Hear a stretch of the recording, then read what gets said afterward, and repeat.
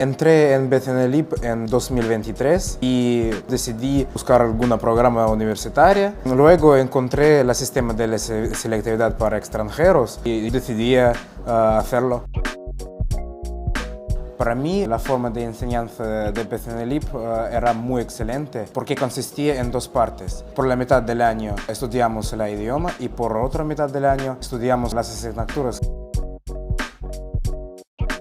Pues primero me resultaba difícil entender todo en español porque es la lengua que estudiaba solo por un año. Resultó muy útil toda la ayuda que ofrecieron los profesores y me ayudó mucho a hablar con mis amigos españoles. Y un poco estresado el día del examen, pero las recomendaciones de mis profesores a relajar me ayudaron mucho. Y el día del examen hice todo con la máxima seguridad. No tengas miedo.